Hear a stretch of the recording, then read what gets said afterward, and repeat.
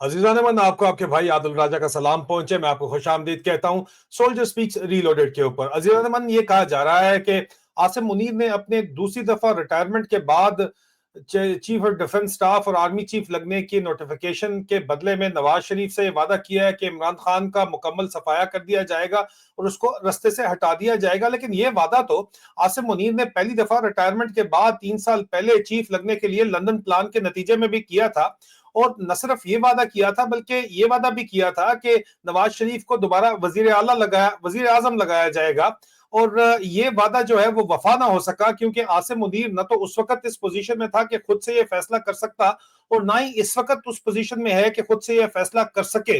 नवाज शरीफ साहब ने level playing field की डिमांड की थी, बार बार की थी, लेकिन वो लेवल प्लेइंग फील्ड क्या थी? वो दरअसल इमरान खान को रस्ते से हटाने की ख्वाहिश थी, क्योंकि नवाज शरीफ साहब का यह ख्याल है कि इमरान खान को फौज पावर के अंदर लेके आई थी, जो एक हद तक तो ठीक है लेकिन बड़ी हद तक झूठ भी है, क्योंकि फौज तो ने फैसिलिटेट तो किया, इजाजत तो दी इमरान खान को पावर में आने की, लेकिन इमरान खान को 2/3 मेजोरिटी भी मिली 2018 में, जो कि उनको नहीं लेने दी गई।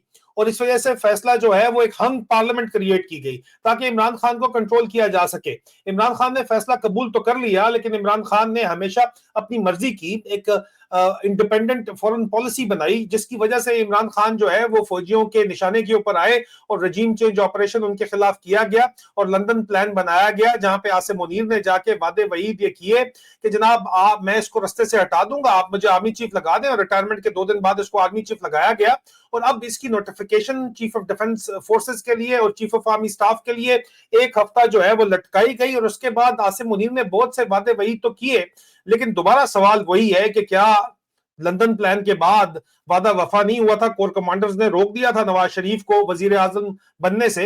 अब की बार भी कि नवाज शरीफ ने दोबारा ऐलान कर दिया है कि वो वजीर आजम बनेंगे, चौथी दफा वजीर आजम बनने की बातचीत तो की जा रही है, लेकिन आसिम मुनीर के पास क्या एक ही तो दरमियान में रुकावट है, इमरान खान जिसको आवाम का वोट है, उसको रस्ते से हटाया जाए। क्या आसिम मुनीर खुद काम कर सकता है? जी नहीं।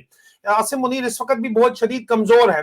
आसिम मुनीर की अपनी सिक्योरिटी भी उसके कंट्रोल में नहीं है, उसकी फौज के कंट्रोल के अंदर है और वो फौज का फैसला अब भी जाहिर बात है मशवरे से होता है। जीएचक्यू के अंदर परसेप्शन प्लानिंग डायरेक्टरेट है कि आपकी सोच को बदला जाए। असल में उसको परस्पेक्टिव प्लानिंग इन्होंने नाम दिया हुआ, लेकिन वो परसेप्शन प्लानिंग है, क्योंकि परसेप्शन जो है वो रियलिटी से ज्यादा अहम है।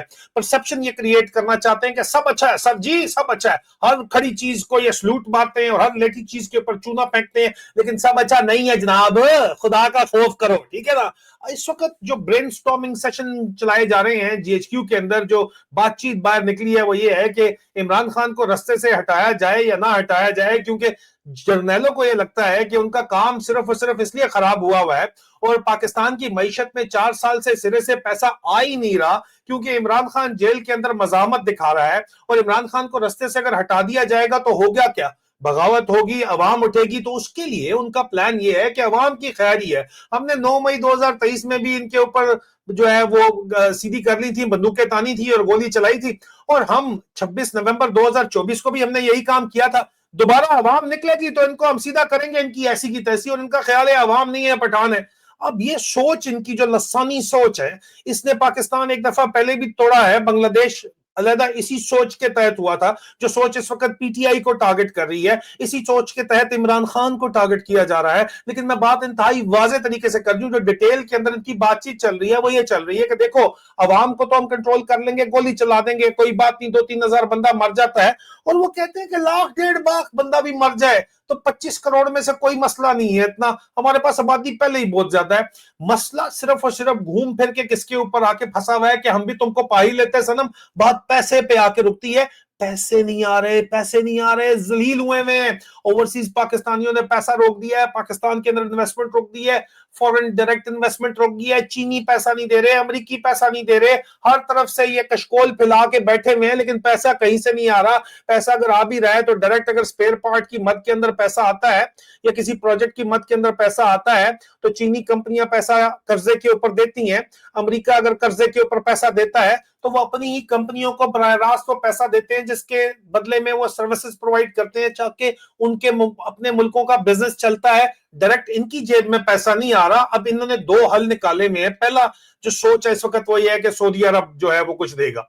आम जो पाकिस्तान फौज है पूरी की पूरी, और बाकी फौजियों को बता रहे हैं कि $10 बिलियन हमें सऊदी अरब दे रहा है, जो कि झूठ है। अंदर खाते जो बहुत क्लोज क्वार्टर्स हैं, जिनको बताया जा रहा है, जिनको वो समझते हैं कि सच बोलना है, उनको कहते हैं $6 बिलियन सऊदीया दे रहा है, जिसमें लोन टर्नओवर $2 बिलियन का शामिल है, $1 बिलियन की इन्वेस्टमेंट शामिल है, $3 बिलियन पाकिस्तान और सऊदीया के दिफाई मुआहदे का दिया जा रहा है, जो कि झूठ है। ओ भाई झूठ है। मैंने 100% कंफर्मेशन फिगर्स की है, जीएचक्यू के अंदर से की है। अजरबैजान को उन्होंने जहाज बेचे हैं $2 बिलियन के, $2 मिलियन भी इनको नहीं मिला। वो डायरेक्ट चाइना को जा रहा है बार पैसा, क्योंकि चाइना बना के चाइना खुद उनसे पैसा ले रहा है, इनको कख कुछ नहीं दे रहा है। इन्होंने सिर्फ साइन करके अखबार में खबर छपवाई है। जो सऊदीया से पैसा आ रहा है वो सिर्फ और सिर्फ जो तय हुई है बात इस पाकिस्तान और सऊदीया के दिफाई मुआहदे के तहत, वो ये हुई है कि $3 बिलियन का कर्जा जो पहले से सऊदीया ने 3 साल से दिया हुआ है वो रोल ओवर किया जाएगा, और वो पाकिस्तान के फॉरेन एक्सचेंज रिजर्व का हिस्सा तो रहेगा, लेकिन पाकिस्तान के फॉरेन एक्सचेंज रिजर्व के अंदर मजीद पैसा नहीं आने वाला। भुखे नंगे हुए हैं ये। और ऑयल स्मगलिंग और ओपीएम स्मगलिंग का इस वक्त पाकिस्तान कैपिटल बना हुआ है। टेलीग्राफ की रिपोर्ट है, इलीगल स्पेक्ट्रम इंतहाई बेशर्मी और बेहयाई के साथ ये चला रहे हैं, और ये समझते हैं कि उसके साथ ये मामलात आगे तो चले जाएंगे, लेकिन चाहते ये हैं कि उसको किसी तरह से पैसा तो बिलियंस ऑफ डॉलर में जो इलीगल स्पेक्ट्रम का है, ऑयल स्मगलिंग का है, जो नारकोटिक्स की स्मगलिंग इस वक्त बलूचिस्तान के अंदर हो रही है, दुनिया का कैपिटल बन चुका है। जारी बात है आईएसआई और फौज के अंदर कमान हो रही है। इसके ऊपर तो हम डिटेल स्टोरीज कर चुके हैं, डिस्क्रिप्शन के अंदर चेक कर लीजिएगा स्टोरीज को।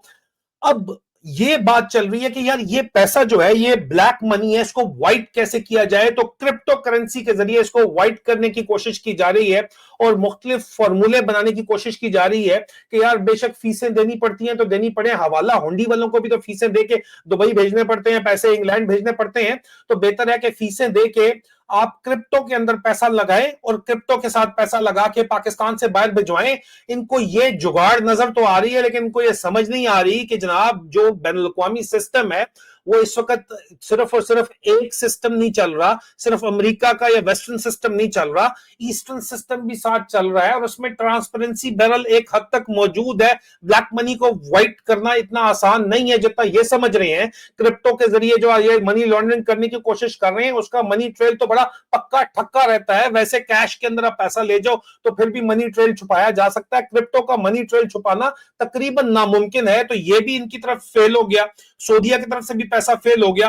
तो आखिरी उम्मीद यह है कि ओवरसीज पाकिस्तानियों को लेक्चर दिलवाए जाए, पूरी दुनिया के अंदर भेजा जाए, उनको बताया जाए कि यार ठीक है इमरान खान था ना, बस उसने कर दिया ना, बस ठीक है छोड़ो यार उसको, इमरान खान को, अभी अपने मुल्क के खातिर सोचो। ये फौज आपकी फौज है, इसने इंडिया को हरा दिया है, इसने इंडिया के जहाज गिरा दिए, अभी आप सूपा सलार को जो है वो सपोर्ट करो। मौलवियों को अलग लॉन्च किया जा रहा है, अशरफी जैसे गैंडों को अलग लॉन्च किया जा रहा है, जो इस वक्त उलमा हैं जो फिक्के 72 फिरके बना के आपस में कुत्ते बिल्लों की तरह लड़ते रहते हैं, वो बंदूक के साए तले हम एक हैं, हम एक हैं, इकट्ठे होकर सारे के सारे बैठे हुए हैं और आपको बताने की कोशिश कर रहे हैं कि यह हलाल, हाजा हलाली, हाजा सुप्पा सलारे हलाली, ऐथे ले आप पैसे ला या शेख ऐथे वेख, और कह रहे हैं जी ये सऊदीया का सबसे बड़ा अवार्ड जो है वो आसिम यजीद को मिलेगा। देखिए यजीद का साथ भी सबने दिया था, इमरान खान ने कहा था कि पूरे अहले कूफा को पता था कि यजीद जुल्म कर रहा है, लेकिन अहले कूफा ने फिर भी इमाम हुसैन का साथ नहीं दिया था। आज के दौर में भी पूरे के पूरे पाकिस्तान को पता है कि इमरान खान हक के ऊपर खड़ा हुआ है, लेकिन वो उसका साथ देने के लिए अगर बाहर नहीं निकलते हैं तो आपको जो लितर पड़े हैं वो ठीक पड़े हैं, इसका मतलब है, इसके अंदर कोई शक नहीं है। लेकिन फौज का जो प्लान बन रहा है, इन्होंने पहले भी प्लान बनाया था, इमरान खान को तो ये 3 साल पहले भी रास्ते से हटाना चाहते थे, लेकिन प्रॉब्लम यह था कि उस वक्त भी फौज के अंदर, आपको बात पसंद आए या ना पसंद आए, इमरान खान की हमायत मौजूद थी। इमरान खान को उस वक्त तो इन्होंने कहा कि सवाल ही नहीं पैदा होता हटाया जा सके, इसलिए एक आध साल इमरान खान बाहर आजाद भी रहे। अब इमरान खान जेल के अंदर है तो इनको लगता है कि अगर इमरान खान को हटा देंगे और पब्लिक के रिएक्शन को कंट्रोल कर देंगे तो मेन मसला यह है कि जो पैसा पहले भी रुका हुआ है उसके बाद तो बिल्कुल ही रुक जाएगा।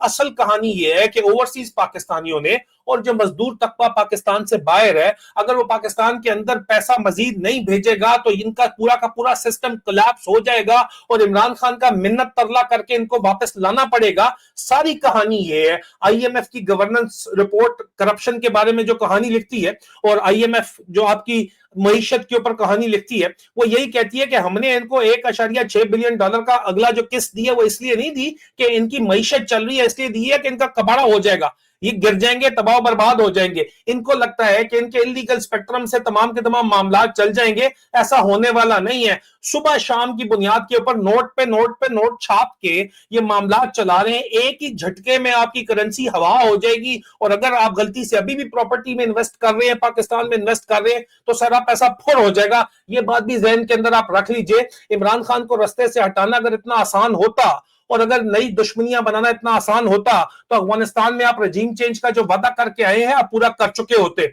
और हिंदुस्तान से जो आप पंगा लेने की कोशिश कर रहे हैं, उल्टा आपको पंगा जो है वो चंगा नहीं पड़ा है, इसलिए आपको पुतिन की जाके मिन्नत तरला करना पड़ गया कि जी एयर डिफेंस के पार्ट दे दो। वो नहीं देने वाला आपको एयर डिफेंस के पार्ट, आपका एयर डिफेंस पूरे का पूरा एक्सपोज है। ये जो ड्रामा इस वक्त किया जा रहा है आसिम मुनीर की नालायकी के अंदर इस और मौलवियों को साथ मिला के तबाही और बर्बादी पाकिस्तान की जो की जा रही है और एक लिबरल फेस देने के लिए पीपल्स पार्टी का भी ये सहारा ले रहा है, ये भाई कंपनी नहीं चल सकती। ये बात समझ लें आप, ये कंपनी किसी सूरत चलने वाली नहीं है। और ओवरसीज पाकिस्तानियों अगर आप इनकी रेमिटेंस मजीद रोक दोगे तो सवाल ही नहीं पैदा होकर था कि ये साले 4 दिन मजीद चल सके। इनको लगता है कि इमरान खान को ये रास्ते से हटा देंगे और अवाम के ऊपर गोली चला देंगे जिस तरह उन्होंने पहले चलाई थी। इनकी अपनी तनख्वाहें भी उधार के ऊपर चल रही हैं, इनकी तनख्वाहें भी आगे नहीं चलेंगी। मैं आपको बता दूं इस वक्त पाकिस्तान के अंदर जितनी शदीद तरीन महंगाई है, लेफ्टिनेंट जनरल साहब एक मुझे फोन करके कहते हैं जो वो डॉलरों के अंदर इस्लामाबाद में उनके घर है, डॉलरों में किराए लेते हैं, वो कहते हैं कि यार महंगाई ने बेड़ा गर्क कर दिया। खुदा के बंदे, तू लेफ्टिनेंट जनरल है, तेरे 10-10 हजार डॉलर के 15-15 हजार डॉलर महीने के किराए आ रहे हैं और अगर तेरा महंगाई ने बुरा हाल कर दिया है जनरल साहब, तो इस आम आवाम को तुम तो कीड़े मकोड़े समझते हो, लेकिन हाथियों की सूंडों के अंदर भी कीड़े मकोड़े चढ़ते हैं। नमरूद के कान में भी मक्खियां मच्छर घुसते हैं, जिनको तुम आवाम को समझते हो मक्खियां मच्छर हैं, ये घुस जाएंगे तुम्हारे अंदर। ये मैं तुम्हें बता दूं, आज तुमने अपने घरों के बाहर से तख्तियां हटाई है ना, ये तख्तियां जो है ये तख्ते बन जाएंगे अगर तुम इंसान के बच्चे नहीं बनोगे। तो सिर्फ और सिर्फ आगे बढ़ने का एक ही तरीका है कि आवाम की राय मानो, जमहूर की राय मानो। और अगर तुमने ये ओटीएस का जो चाचा यहां पे बिठाया हुआ है और इसके साथ आसपास जो चाचे हैं, अगर इन्हीं को हमारे सर के ऊपर मुसल्लत रखना है और यस सर हर खड़ी चीज को सलूट मारना है, लेटी चीज के ऊपर चूना फेंकना है, तो बांग्लादेश में जो सिलसिला हुआ था वो रिपीट होगा। ये मैं तुम्हें बता दूं, तुम भी किसी भूल के अंदर मत रहना। और इमरान खान तुम्हें लगता है कि एक शख्स है, वो एक शख्स नहीं है, वो एक आइडियोलॉजी है, वो एक नजरिया है और वो नजरिया किसी तौर भी फेल होने वाला नहीं है। लियाकत चट्टे ने, कमिश्नर रावलपिंडी ने तुम्हारी जो तंबी है, तुम्हारी पतलून खींच के उतार दी थी, तुम्हारा पजामा उतार के तुम्हें नंगा कर दिया था फरवरी 2024 के अंदर ही, इलेक्शन के अगले दिन ही। और उसको आज दिन तक तुमने जो है आईएसआई ने ढक के रखा हुआ है। कब तक तुम ये जबरदस्ती जुल्म जबर का सिलसिला चला लोगे?